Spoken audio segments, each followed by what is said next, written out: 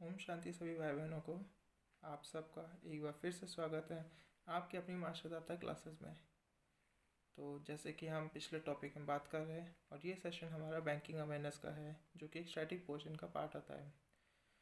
तो जैसे पिछले लेक्चर में हमने बात की थी कि किस तरह से हिस्ट्री ऑफ बैंकिंग के बारे में बात की थी, किस तरह जो और आजकल के जो बैंक है उसका किस तरह से ओरिजिनेशन होता है इटली में, और किस तरह से अपना जो प्रूफ्स हैं, एविडेंस है, जो कि स्टेट करते हैं कि जब बाकी फॉरेन कंट्रीज़ में जब दुनिया वाले मीडियम को एक मतलब मीडियम ऑफ एक्सचेंज ढूंढ रहे थे, उससे पहले भारत में एक लोन जो बैंकिंग सिस्टम है वो अच्छे तरह से फ्लोरिश हो रखा था, एक अच्छे लेवल पे हो रखा था।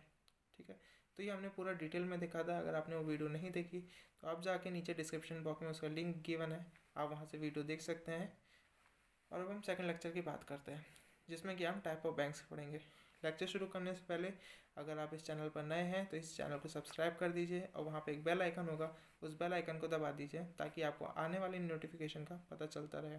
ठीक है, आने वाली वीडियोस का पता चलता रहे, और साथ साथ लाइक कर दीजिए और शेयर कर दीजिए ताकि आपके जितने भी दोस्त हैं उसको देख लें और वो अपने बैंक की तैयारी को और भी बेहतर तरीके से आगे बढ़ाते रहें। ठीक है, तो शुरू करते हैं टाइप ऑफ बैंक्स के बारे में। तो जैसा कि हम देखते हैं कि जो बैंक है, बैंक होते क्या है, पिछले लेक्चर में हमने इस चीज़ को भी डिस्कस किया था।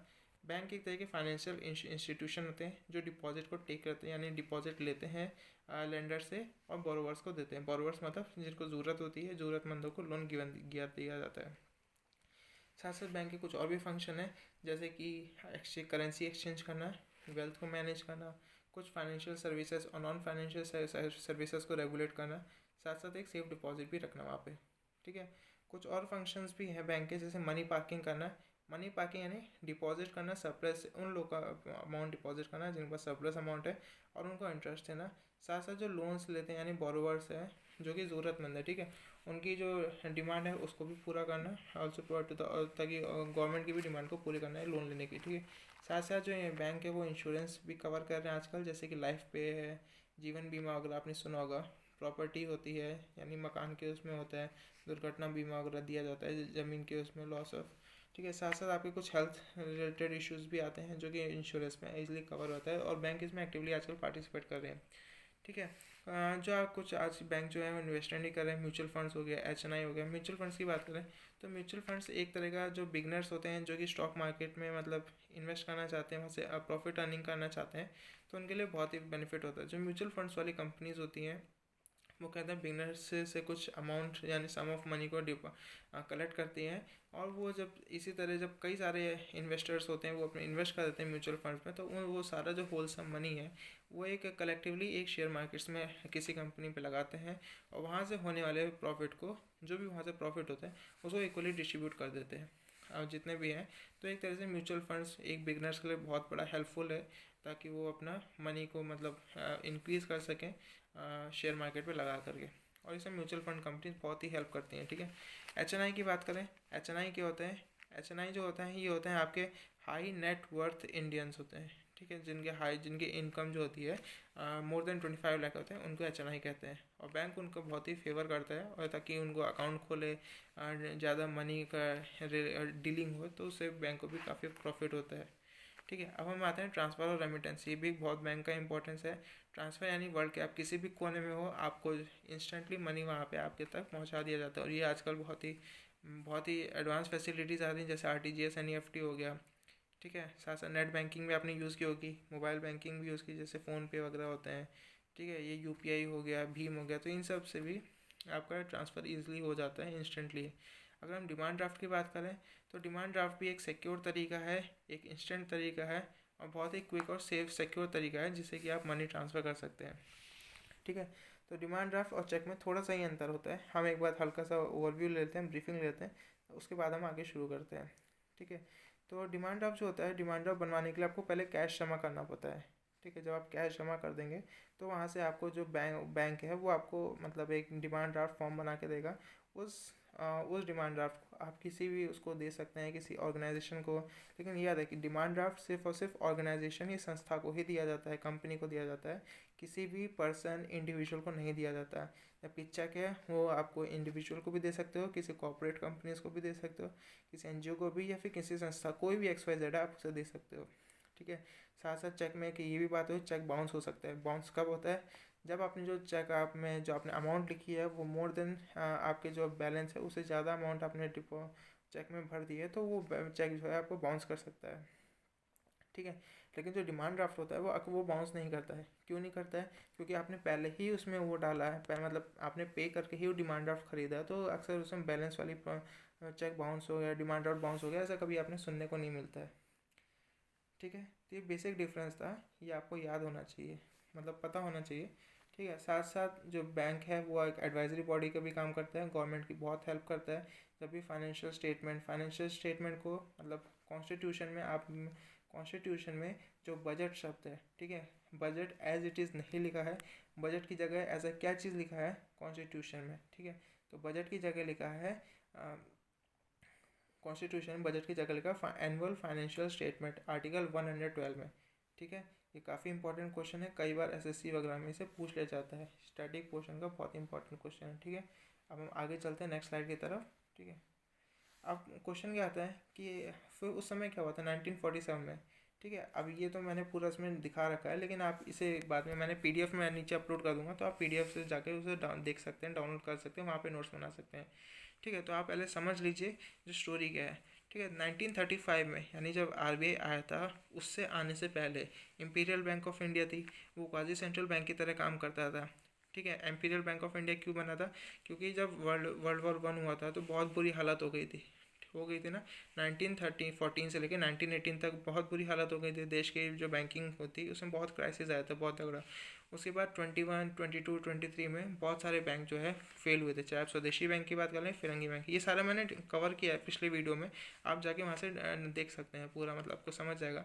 फिर 1921 में जब इतना सारा प्रॉब्लम हो रहा था तो इंपीरियल बैंक ऑफ इंडिया की स्थापना की। इंपीरियल बैंक बहुत ही बुरी हालत में था उस समय। इंपीरियल बैंक था क्या? मतलब जो बंगाल जो प्रेसिडेंसीज यानी बंगाल, बॉम्बे, मद्रास, इन तीनों प्रेसिडेंसी को बैंक को इकट्ठा किया गया, फिर भी ये लॉस मेकिंग बैंक था, ठीक है। तो बहुत सारे शेयर होल्डर्स आते हैं, वो इसमें इन्वेस्ट करते हैं और फिर से इस बैंक को खड़ा करते हैं, और ये क्वाजी सेंट्रल बैंक की तरह काम करता है ब्रिटिश काउंसिल के लिए, ठीक है, ब्रिटिश गवर्नमेंट के लिए। उसके बाद फिर हिल्टन कमीशन बैठाते हैं 1926 में सॉरी।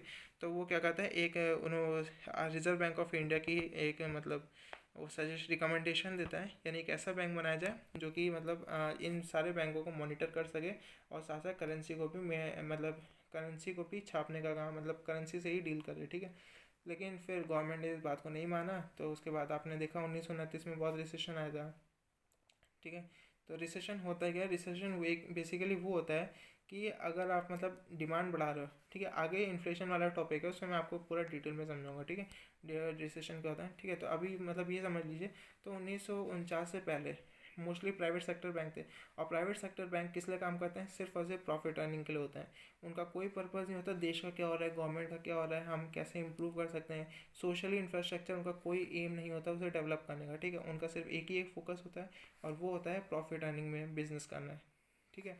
तो उसकी वजह से जब प्रॉफिट अर्निंग बिजनेस उनका बहुत अच्छा होता है, और आपने ये देखा भी होगा जो मोस्टली बैंक आज भी जो मोस्टली बैंक हैं वो कहाँ पे उनका हेडक्वार्टर है, वो अब ये तो मुंबई में होगा, या तो आपका मैंगलोर में होगा, ठीक है, आपका तिरुवनंतपुरम त्रिवेंद्रम हो गया, या चेन्नई हो गया मद्रास में, इधर फिर हैदराबाद में जा सकते हो, बंगाल में जा सकते हो। मोस्टली क्या है ये आपका जो वो अपना जो पेनिनसुला एरिया का जो कोस्टल रीजन है, ठीक है, जो मतलब नियर टू सी है, नियर टू ओशन है, वहाँ पे आपको मोस्टली बैंकों का हेडक्वार्टर मिला है। ऐसा इसलिए हुआ क्योंकि जो जो प्राइवेट सेक्टर बैंक थे, ठीक है, वो लोन किससे देते थे? वो भी तो पैसा कमाते थे, और पैसा कैसे कमाते थे? लोन दे करके कमाते थे, मतलब इन लोग लोन देते तो उससे इंटरेस्ट लेके प्रॉफिट उनका होता था। तो इस तरह मोस्टली क्या है वो वहीं है, तो एक्सपोर्ट इम्पोर्ट में उनका ज़्यादा बिजनेस अच्छा चल रहा था, इसलिए उनको कोई मतलब नहीं था कि देश का क्या हो रहा है, हमें गरीबों की मदद चलना है, एग्रीकल्चर को डेवलप करना चाहिए। और उस समय जब 1949-68 में जब रिफॉर्म्स आए थे, नेशनलाइजेशन हुआ 69 में 80s में, तो उस समय में देश बहुत गरीब था, ठीक है। आप 2011 की सेंसस देख लो, 68% जो है वो आज भी आबादी हमारी गांव में रहती है, ठीक है। तो इम्पोर्टेंट क्या है, हमें गांव को डेवलप करना चाहिए, क्योंकि 68 से 70% आबादी हमारी गांव में है, और अर्बन पॉपुलेशन बहुत ही कम है, ठीक है। लेकिन और उस समय जब आज की ऐसी हालत है, तो उस समय कितनी बुरी होगी आज़ादी के टाइम पे, ठीक है। तो उसके बाद बैंकिंग रेगुलेशन एक्ट आता है, एसबीआई को नेशनलाइज किया जाता है, आरबीआई को नेशनलाइज हो चुका होता है, फिर नेशनलाइजेशन का दौर आता है 9 से, फिर 14 बैंकों को होता है, फिर 80s में नेशनलाइज होता है, तो इस तरह से याद है, ठीक है। तो 1947 में हम टॉपिक पे आते हैं वापस। 1947 में एक बहुत बड़ा चैलेंज था कि बैंक और बैंकिंग बिजनेस को कैसे डील किया जाए ताकि ये देश के डेवलपमेंट और देश को इकोनॉमिक डेवलपमेंट हो सके, ठीक है। तो बैंक और बैंकिंग के कई बार टर्म्स आएंगे, तो पहले बेहतर होगी हम बैंक और बैंकिंग के बारे में पढ़ लें, ठीक है। तो बैंक वो ऑफिशियल इंस्टीट्यूशन होते हैं जो किस लिए होते हैं, keeping and lending exchanging of money, ठीक है, मनी को डील करने के लिए। जबकि बैंकिंग जो होता है, ठीक है, बैंकिंग ऐसा process for performing activities of a bank, ठीक है। ये सिर्फ बैंक की एक्टिविटीज़ मतलब एक प्रोसेस होता है जिससे कि बैंक चलता है, ठीक है। बैंकिंग जो होता है वो बैंक पे डिपेंड होता है, जबकि बैंक जो होता है वो बैंकर यानी जो उनको चलाने वाला स्टाफ है वो बैंक उस पर डिपेंड होता है। लेकिन जो बैंकिंग है वो बैंक पे डिपेंड, यानी वो इनडायरेक्टली कहा तो ये भी बैंकर पे डिपेंड होता है। बैंकर जो होता है वो बैंक को खड़ा करता है, और जो बैंकिंग वो बैंक जब खड़ा होगा तब उसमें बैंकिंग का प्रोसीजर स्टार्ट होगा, ठीक है। अगर आपको किसी बैंक को डिसॉल्व करना है यानी उसकी लिक्विडिटी ख़त्म करनी है, तो आपको क्या करना होगा, आपको कुछ लॉज बनाने होते हैं जिसकी वजह से वो बैंक को ख़त्म कर दिया जाता है, ठीक है। जैसे कई बार आपने सुना होगा मर्ज हो गए, ओरिएंटल बैंक ऑफ कॉमर्स और यूनियन बैंक ऑफ इंडिया पीएनबी मर्ज हो गया, न्यू बैंक ऑफ इंडिया पीएनबी मर्ज हुआ था, ठीक है। अपर हाउस जो बैंक था, ठीक है, बैंक ऑफ अपर हाउस था, वो जाके अलायंस बैंक ऑफ शिमला में मर्ज हुआ था बहुत पहले, 19 सेंचुरी की बिगनिंग में, ठीक है, 20th सेंचुरी की बिगनिंग में, सॉरी, ठीक है।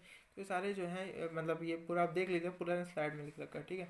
अगर आपको बैंक को एफिशिएंट बनाना है तो आपको वो उसके बैंकर्स यानी जो वर्कर्स हैं मैनेजमेंट उसको एफिशिएंट बनाना पड़ेगा, लेकिन बैंकिंग में ऐसा नहीं होता जब, ठीक है। आगे बढ़ते हैं अगली वाली स्लाइड में।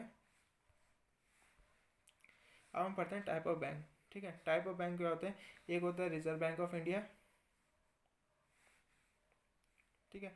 रिजर्व बैंक ऑफ इंडिया आपका मतलब सेंट्रल बैंक होता है, ठीक है, सेंट्रल बैंक की तरह काम करता है। उसके बाद आपके शेड्यूल्ड बैंक आते हैं, ठीक है। आरबीआई कैसे बना था, इसमें आया था आरबीआई एक्ट 1934, ठीक है। 1934 में आरबीआई एक्ट आया था, ये आपको याद पता होना चाहिए आरबीआई एक्ट की स्थापना हुई थी कब हुई थी, ठीक है। आरबीआई एक्ट 19, उसके बाद शेड्यूल्ड बैंक आते हैं। शेड्यूल्ड बैंक में मोस्टली क्या होते हैं, एक कमर्शियल बैंक होगा और एक कोऑपरेटिव बैंक होगा, ठीक है। और साथ साथ आरबीआई में फिर आरबीआई क्या करता है, मॉनिटर करता है, बेसिकली मॉनिटर किसे करता है, शेड्यूल्ड बैंक को करता है, नॉन शेड्यूल्ड बैंक को और डेवलपमेंट बैंक को, ठीक है। अब डेवलपमेंट बैंक क्या होते हैं, ठीक है। डेवलपमेंट बैंक वो डेवलपमेंट बैंक क्या होता है, डेवलपमेंट बैंक वो बैंक होते हैं जिनका मेन पर्पज़ क्या होता है, ठीक है। वो बैंक होता है जिनका मेन पर्पज़ क्या होता है, आपको सोशली आपको डेवलप करना, ठीक है, सोशल इंफ्रास्ट्रक्चर इंप्रूव करना। लेकिन नॉन शेड्यूल्ड बैंक्स क्या होते हैं, जो कि आपके आगे हम पूरा डिटेल में कवर करेंगे, ठीक है। तो अभी आप समझ लीजिए, रिजर्व बैंक ऑफ इंडिया अपना सेंट्रल बैंक है, ठीक है। Reserve Bank of India central bank है, ये तीनों तरह के बैंकों को रेगुलेट करता है, सेट ऑफ रूल्स निकालता है ताकि जिन रूल्स और रेगुलेशन पे ये वर्क कर सकें, ठीक है। अब शेड्यूल्ड बैंक जो होते हैं फिर इनके तीन पार्ट्स हो गए, शेड्यूल्ड, नॉन शेड्यूल्ड, डेवलपमेंट, ठीक है। इसको हम आगे पढ़ते हैं। अब हम आते हैं आरबीआई बैंक पे, ठीक है। आरबीआई को क्या कहता जाता है, अपेक्स बैंक कहा जाता है। अपेक्स मतलब जो मेन को रूल जो मतलब सबसे टॉप लेवल पे आते हैं, ठीक है। साथ फिर क्या कहता है, आरबीआई क्या है, एक मॉनेटरी पॉलिसी बनाता है, यानी जो control of flow of currency. Flow of currency क्या होता है कि आप करेंसी किस तरह से मार्केट में बढ़ता है, यानी इसमें आप कह सकते हो लिक्विडिटी,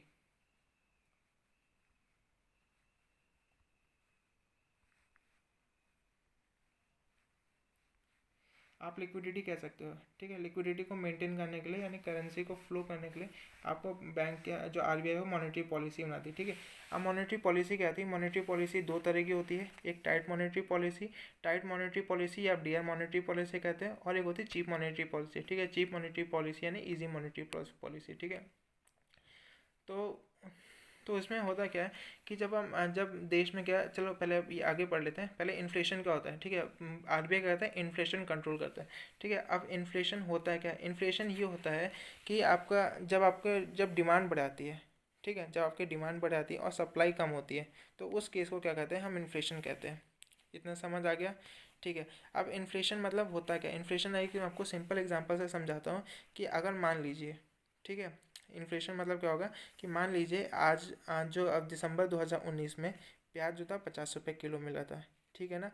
दिसंबर 2019 में प्याज 50 रुपये किलो मिला था, लेकिन फिर जून में, ठीक है। जून 2020 में जो प्राइस की जो प्याज था उसकी कीमत क्या हो गई, 60-70 रुपये हो गए, 70 रुपये हो गए, ठीक है। 50 रुपये 70 रुपये हो गए, यानी हुआ क्या कि प्राइस तो बढ़ गया, 50 रुपये से 70 हो गया, लेकिन जो वैल्यू हो गई वो कम हो गई, ठीक है। जो 50 रुपये में तब प्याज मिल रहा था 1 किलो, आज वो 70 रुपये में 1 किलो, 50 रुपये में 1 किलो नहीं मिल सकता। 50 रुपये में शायद वो 800 ग्राम चढ़े, 850 ग्राम चले, मतलब 700-800 ग्राम चढ़ेगा, ठीक है। तो ये कहता है यानी प्राइस की वैल्यू बढ़ जाना है, ठीक है, यानी अमाउंट बढ़ जाना है, ठीक है। वैल्यू मतलब डिजिट वैल्यू जो होती है वो बढ़ जाना, साथ साथ जो value of decrease in value of currency, जो करेंसी की जो वैल्यू है वो कम हो जाती है, ठीक है। इसे इन्फ्लेशन कहते हैं। या फिर आप ये भी बोल सकते हो जब डिमांड बढ़ जाए और सप्लाई कम हो जाए, ठीक है। डिमांड बढ़े सप्लाई कम हो जाए, वो कंडीशन भी आपकी इन्फ्लेशन की होगी, ठीक है। जब सप्लाई कम होगी डिमांड बढ़ेगी, तो डिमांड ये क्यों होता है, देखो अब जब डिमांड लोगों की बढ़ गई तो उससे क्या होगा, डिमांड क्यों बढ़ी, क्योंकि लोगों के पास इनकम हो गई। इनकम मतलब वो एम्प्लॉयड है, ठीक है, एम्प्लॉयड है इसलिए उनके पास इनकम है, इनकम है तो उनके पास ज़रूरत होगी, डिमांड होगी, परचेजिंग पावर होगी तभी डिमांड होगी। अब डिमांड होगी तो वो प्रोडक्शन के लिए मांग करेंगे कि हमें गुड्स चाहिए, तो फैक्ट्रीज में प्रोडक्शन होगा।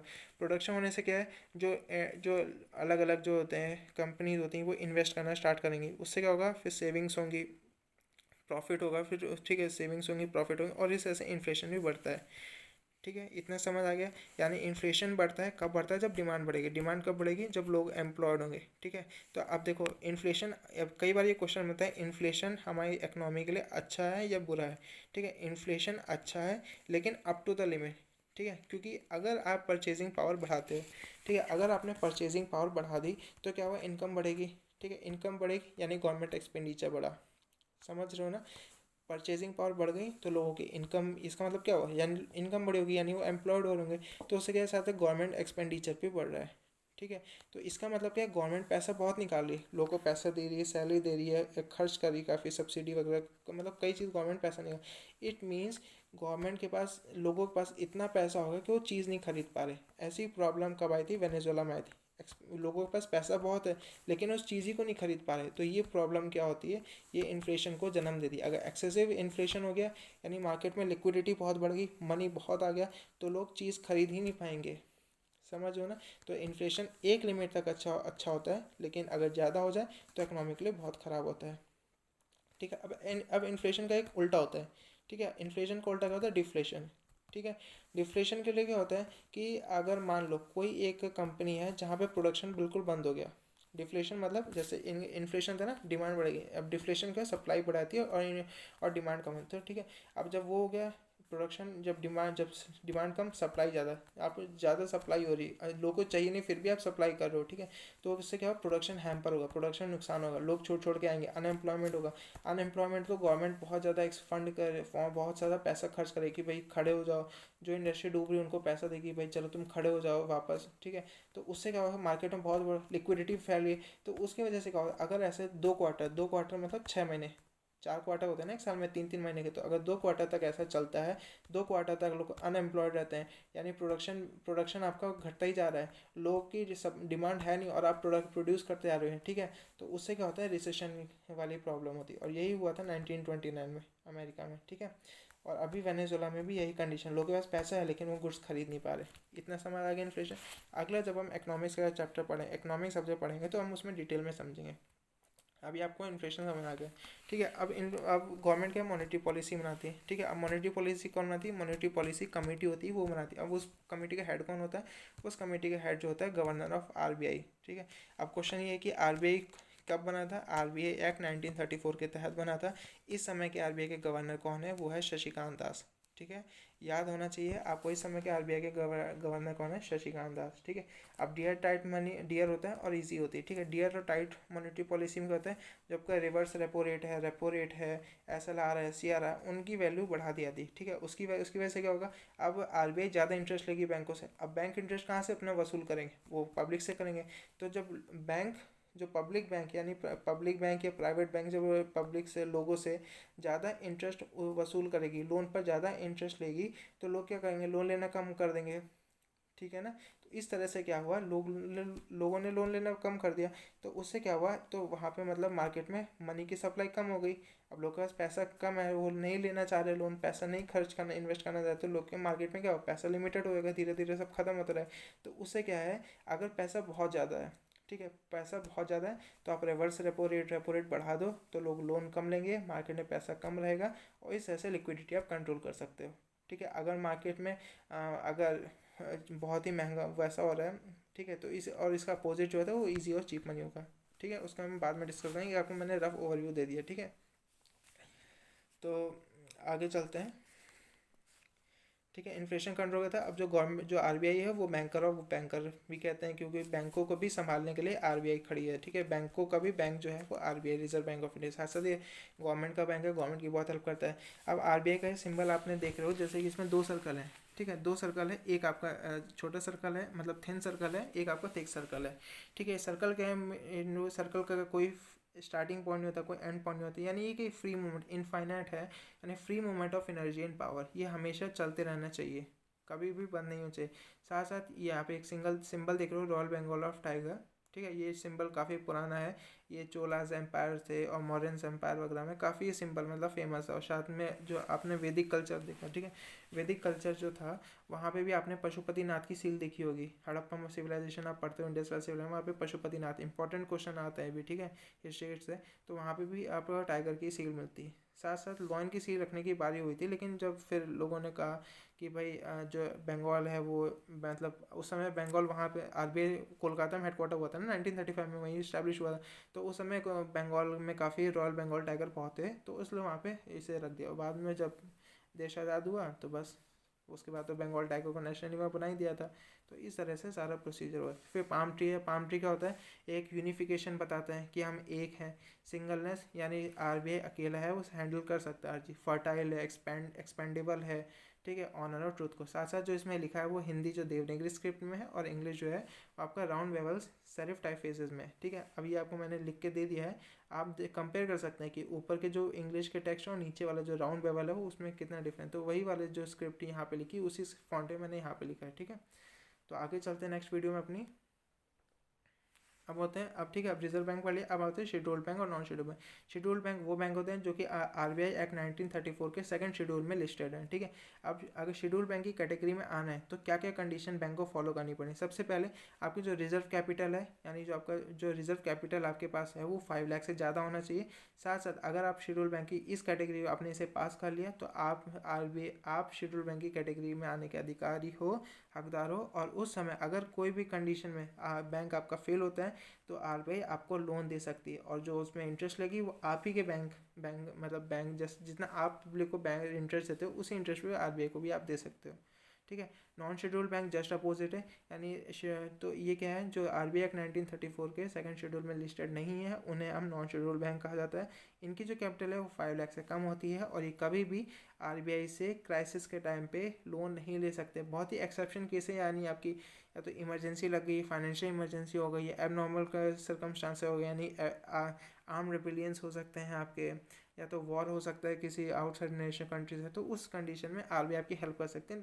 अदरवाइज अगर आप खुद आप लिक्विडेट हो रहे हो तो उसमें आरबीआई आप उम्मीद नहीं कर सकते कि आरबीआई आपकी हेल्प करेगी। ठीक है, जम्मू कश्मीर एग्जाम्पल हो गया इस बैंक का। ठीक है, अब शेड्यूल बैंक पढ़ लिया हमने, देखो यहाँ हमने पढ़ा था, हमने रिजर्व बैंक ऑफ इंडिया था, तो हमने शेड्यूल बैंक के बारे में पढ़ लिया, नॉन शेड्यूल पढ़ लिया। अब शेड्यूल बैंक के अंदर ही कमर्शियल और कोऑपरेटिव बैंक होता है। ठीक है, अब कमर्शियल कोऑपरेटिव बैंक का होता है प्रॉफिट, कमर्शियल बैंक है प्रॉफिट मेकिंग हमेशा से रहे, मैनेज और इसे रेगुलेटिंग जो होता है रेगुलेट करने और कंट्रोल मॉनिटर करने के लिए बैंकिंग रेगुलेटिंग एक्ट बनता है 1949 में। ये लोन दे सकता है गवर्नमेंट को, पब्लिक को और कोऑपरेटिव फर्म्स को, यानी कॉर्पोरेट सेक्टर्स जो आईटी कंपनी है उनको भी लोन दे सकता है। ठीक है, साथ साथ ये डिपॉजिट कर सकता है अमाउंट को, आप कोई जा सकते हो वहाँ पे डिपॉजिट कर सकते हैं मनी को। ठीक है, अब जो कमर्शियल बैंक है वो पब्लिक सेक्टर बैंक भी हो गए, प्राइवेट सेक्टर बैंक्स भी आते हैं, फॉरेन बैंक्स भी हैं। ठीक है, रीजनल रूरल बैंक आरआरबी हैं, और एसएफबी स्मॉल फाइनेंस और पेमेंट बैंक आजकल नए ट्रेंड में है। ठीक है, कोऑपरेटिव बैंक क्या होते हैं, ये सिर्फ और सिर्फ सोसाइटी को एम्पावर करने के लिए, जो वीकर सेक्शन सोसाइटी उसको एम्पावर करने के लिए होते हैं। और ये भी Reserve Bank of India, banking regulating act, इन पे भी सारे लॉ लगते हैं, और आरबीआई इनको समय समय पर डायरेक्शन देती है। और बेसिकली देखा तो ये नो प्रॉफिट नो लॉस वाले बैंक होते हैं। ठीक है, ये जो बैंक होते हैं ये registered under the cooperative society act 1912 के तहत रजिस्टर्ड होते हैं। ये भी 3 लेवल पे होते हैं, प्राइमरी लेवल पे होते हैं यानी विलेज और टाउन पे, फिर डिस्ट्रिक्ट लेवल पे आते हैं और स्टेट लेवल पे यानी टॉप लेवल पे आते हैं, ठीक है। फिर कमर्शियल बैंक हम आगे के देखते हैं, 2 पार्ट हमने पढ़ लिए, प्राइवेट और पब्लिक सेक्टर, ठीक है। अब हम कमर्शियल बैंक हमने देखा, शेड्यूल बैंक, कमर्शियल बैंक और कॉर्पोरेट। अब कमर्शियल के भी हम देखते हैं, पब्लिक और प्राइवेट, ठीक है। इसमें 6 बैंक आते हैं। कमर्शियल बैंक में भी 6 तरह के बैंक आते हैं। पब्लिक सेक्टर बैंक क्या होते हैं, वो बैंक होते हैं जिसके मैक्सिमम नंबर ऑफ शेयर्स जो होते हैं गवर्नमेंट पास है, मोर देन 51% जो शेयर्स होते हैं वो गवर्नमेंट उसके ओनर होती है। साथ साथ ये एक इंडियन बैंकिंग मार्केट में बहुत ही ज़्यादा एक कॉन्ट्रीब्यूशन करते हैं रेवेन्यू का, यानी मोर देन 75% मार्केट शेयर्स होते हैं वो आपके पब्लिक सेक्टर बैंक यानी गवर्नमेंट बैंक्स और नेशनलाइज बैंक के होते हैं। साथ साथ लास्ट कस्टमर बेस को भी बहुत सारे कस्टमर्स भी इससे पब्लिक भी इनसे अट्रैक्ट होती है। हाई इंटरेस्ट रेट होते हैं डिपॉजिटर्स पे, फ्रीक्वेंट प्रमोशन ऑफ एम्प्लॉय, ठीक है। जो इसमें मतलब एंटर होते हैं, मतलब जो नौकरी करते हैं, तो उनको फ्री समय समय पे प्रमोशन दिए ताकि उनका मोटिवेशन बढ़ाया जा सके और अपनी सर्विसेज को एनहेंस किया जाए। जैसे कुछ एग्जांपल हो गए, state bank of India, Punjab national bank, देना बैंक हो गया, विजय बैंक हो गया, आंध्रा बैंक हो गया, ठीक है। और कौन, सेंट्रल बैंक ऑफ इंडिया हो गया। ये मतलब जितने भी नेशनल, पंजाब नेशनल बैंक हो गया, जितने भी नेशनलाइज बैंक हुए थे उस समय पे 69 में, 1980 में, वो सारे क्या हैं आपके पब्लिक सेक्टर बैंक्स में आते हैं, ठीक है। प्राइवेट सेक्टर बैंक, इनका भी वही है, ये भी प्रॉफिट के लिए अर्न करते हैं, ठीक है।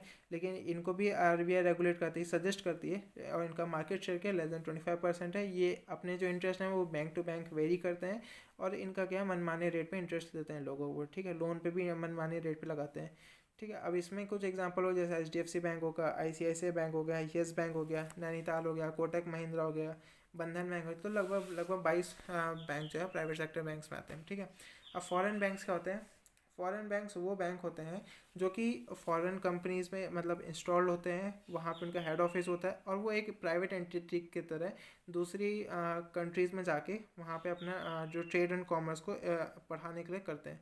कुछ एग्जांपल जो हो गए, और हाँ, और इन फॉरेन बैंक्स को वहाँ की गवर्नमेंट के साथ साथ जिस कंट्री में इन्होंने ऑपरेट किया है, एस्टैब्लिश हुए हैं, वहाँ की गवर्नमेंट भी इनको सब मतलब कंट्रोल कर सकती है, ठीक है।